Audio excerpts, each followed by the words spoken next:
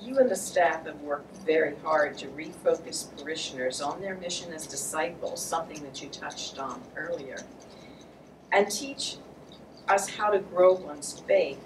Are you satisfied with the progress that's been made? I don't know. Maybe we should have considered that question. You know, am I satisfied? Imagine if I was to say no.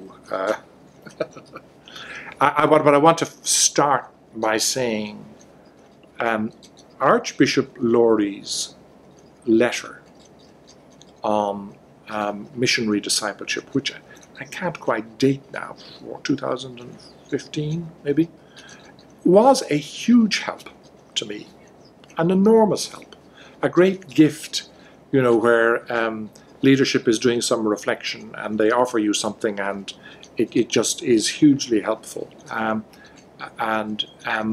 He was reflecting the thought of Pope Francis. And I would have to say that the language used earlier about a new evangelization, I didn't really get. I mean, I kind of said yes, and a different culture, so a new evangelization, I get it. But I didn't always quite know what new meant. You know, so, you know, is preaching on Sunday new evangelization or old evangelization? I couldn't quite get it. So the language of Francis, and echoed strongly by Archbishop Lowry about missionary disciples, went click for me, because it fed right in to my own Marianist tradition.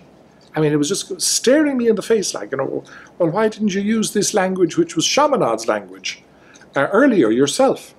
You know, like, duh, where are you? And Chaminade, you know, was a priest before the French Revolution. He lost the work he was involved in, which was an educational work, at the Revolution, and he spent a number of years in a sort of private ministry, clandestine ministry in Bordeaux up to 1800, with a stint in exile. And he came back and he decided he had the work of trying to evangelize Bordeaux and overcome all the anti-religious sentiment of the Revolution, which was very hostile. I mean, you know, priests were guillotined. I mean, that's a fact. And he had this missionary thrust. Now, it wasn't unknown of in the French church. If you think of Vincent de Paul, you know, the Vincentians, his congregation are known as the Congregation of the Mission, you know, CM, the Congregation of the Mission. So it's not language that was, you know, unique to that time, but it needed rebirth. And so Father Chaminade sought from the Holy See in Rome the title Missionary Apostolic. He received that title. You are, you know, and was very proud that he had been given that title to use, and he always would use it, particularly dealing with bishops and things like that. Mission, William Joseph Chaminade, Canon of the Cathedral of Bordeaux, Missionary Apostolic. And he would say to Marianists, those he'd gathered in his groups, you are missionary. Now, with all that missionary background and the origin of my own community as a Marianist, this was just wonderful. You know, I got over my problems with evangelization and said, yes, we're all called to be missionary.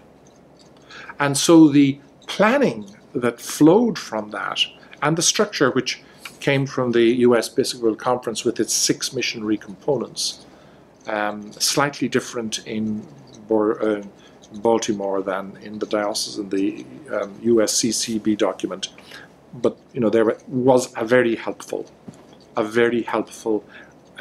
situation. So I knew when I arrived that we needed a pastoral plan. The only plan in place was a plan for the campus, and that you know, was limited, and we needed a pastoral plan. And so that's where we started, Arlene, you and I. You know, we started to build the blocks for that, and sometime in 2013 the first plan was placed, and 2017 the second plan, built on this sharper designation of missionary priorities, was put in place.